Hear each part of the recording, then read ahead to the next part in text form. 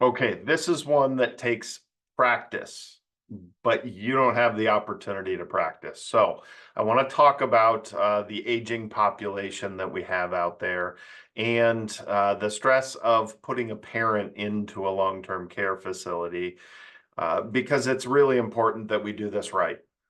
You know, we've got the baby boomer generation aging, and we all need to pay attention to this because it's very important. And at some point, you're going to be in charge of a parent in your life. So here we go. There's a lot of words on this one. So I'm going to talk through this. Understand the unique communication needs of seniors. Okay. I want to go through this thoroughly because it's something that I have endless amounts of practice, and I constantly have to remind myself to adhere to some of these policies, right? So an increasing number of working age adults have aging parents and worry about how much longer their parents can manage large homes, yards, or stairs, right? Okay, so yeah, I'm reading this, but there's a key point to this, okay? So middle-aged adults tend to focus on planning ahead, thinking about necessary changes. So think about that. I'm a go, go, go person. I'm a type A personality.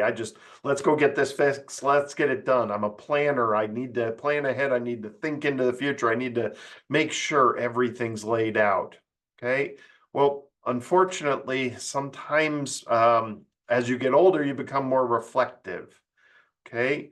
Things slow down a little bit and we don't worry about those plans and things like that. Okay.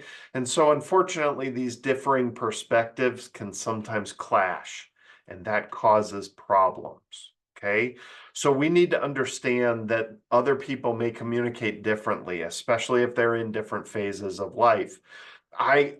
For some weird reason, I've gone to Hawaii a few times, and people have told me, "Oh, slow down, you're on island time," and it takes me a while because I get so frustrated because traffic moves so slow because nobody is in a hurry to go anywhere. Well, that's retirement in a lot of cases. As we get through the early years, the go-go years, and we start getting into the slowdown years, things don't need to move as fast. Well, you're a working professional. You go, go, go, go. We got to understand that there's a clash there. So some of the communication tips, be patient. Patient, it says the one thing that I have to constantly remind myself, because I am inherently a very impatient person. We have to speak clearly. I don't have a problem with that. Practice active listening. It's so important that you're listening because there's so much to learn.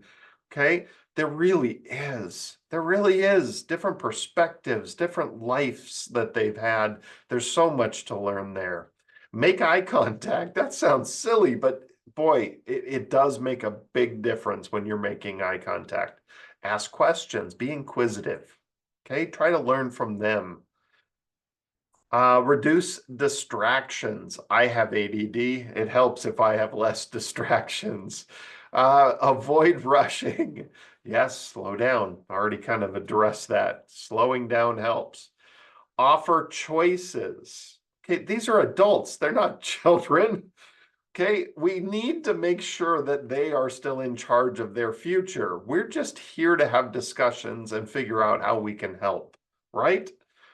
So validate their feelings, simplify complex ideas, be mindful of memory issues, and encourage expression. Allow them to express their feelings. Okay. So this is a great mantra. Write them all down. You can rewatch this video 100 times if you want. It is important to keep all those key factors in there when communicating.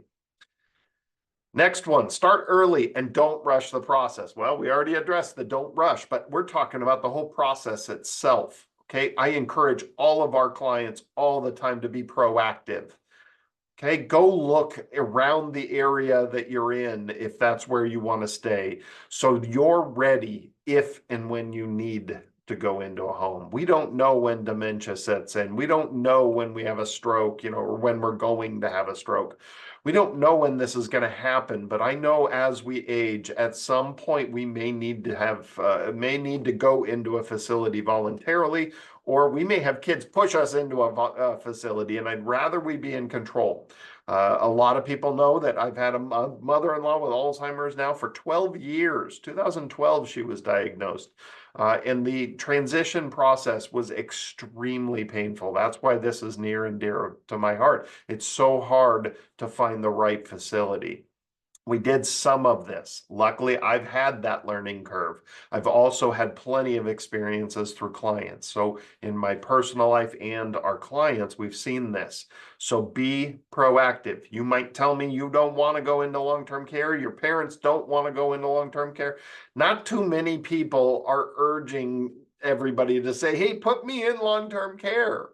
Okay, so this is about the process of knowing what's out there. Okay, take your time, start early, do this before the care is needed.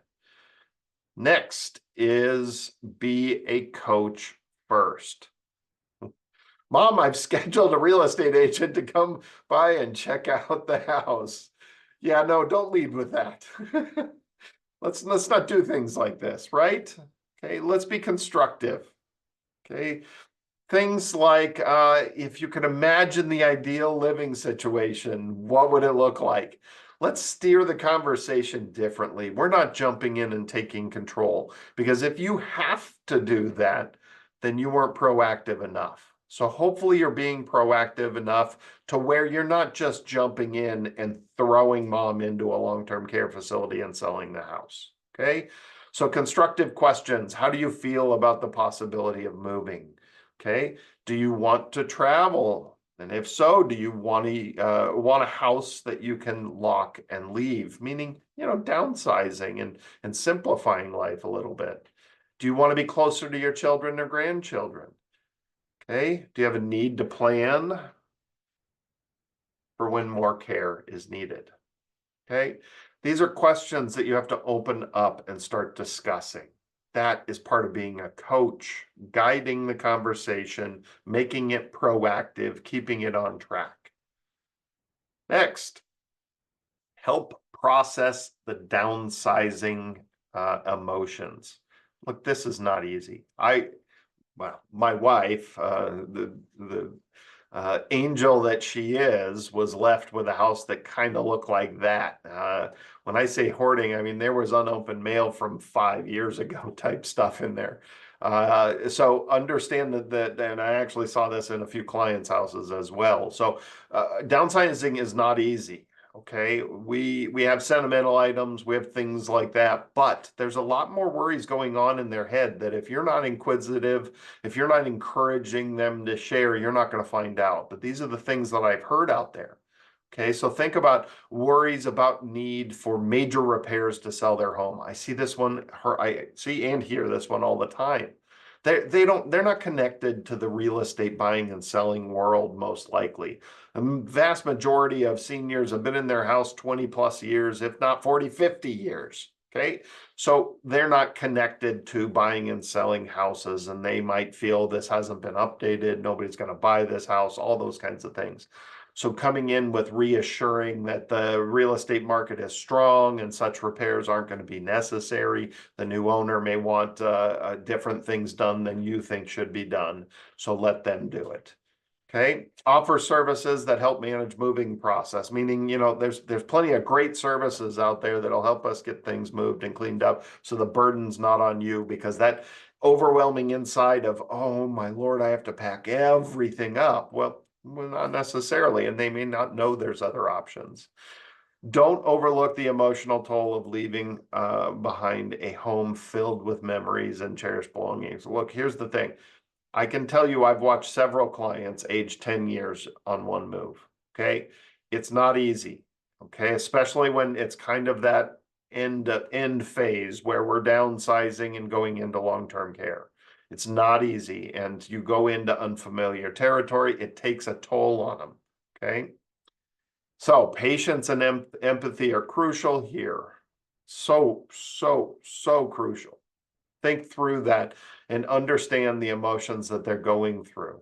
Okay, you may need to guide them through this process, helping them say goodbye to specific things. Take it one room at a time and work through it. And the last one I talk about is becoming an expert on senior living options in your area. Well, the reality is you as the person that is going to be in charge of your parent as they need the help. You are the ones that have to know what's going on out there. Okay, I live in Arizona. There are endless options here. There are places with $1 million buy-ins with huge monthly fees that you have to pay on down to reasonably inexpensive stuff out there. There's assisted living, there's independent living, there's full-blown memory care, there's everything. Okay, so if you're in a very specific area and you want mom or dad or both to stay in that area, then just jump in the car and start visiting different places. Okay. You ask yourself, can they live independently? Are they going to need support? Are they going to live at home where they're at, or maybe downsize to a townhome first?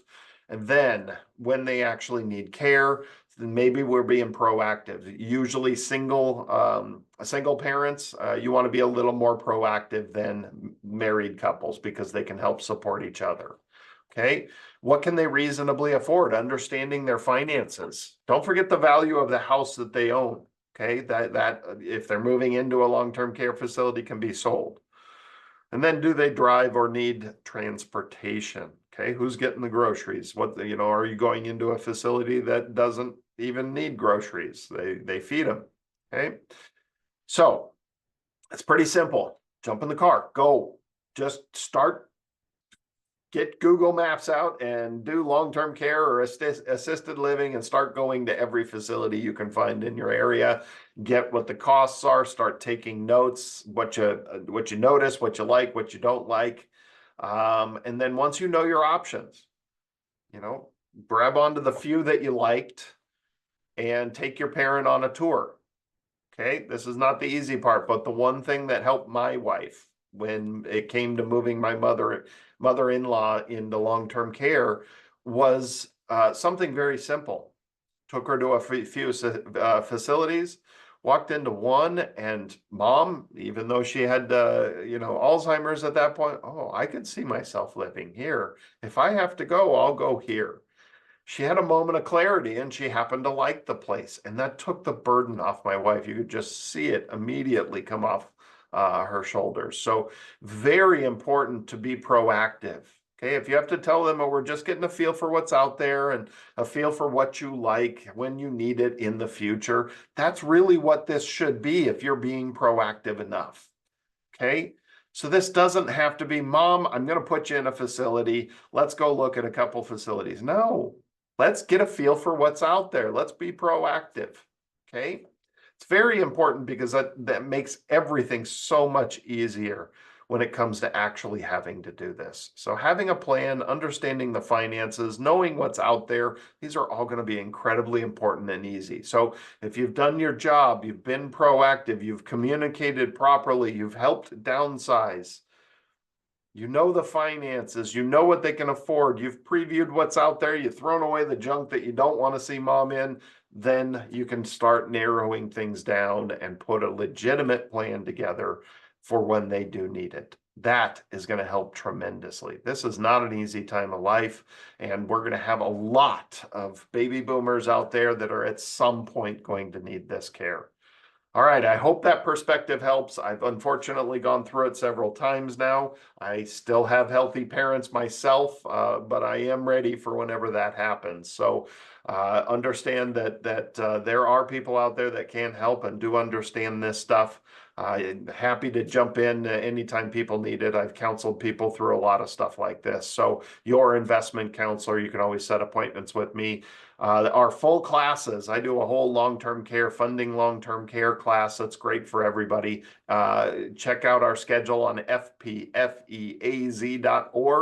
and certainly give us a call, subscribe, do all those wonderful things. We got great new videos every single week coming at you. Our channel is blowing up and we love it. I hope you do too. See you next week.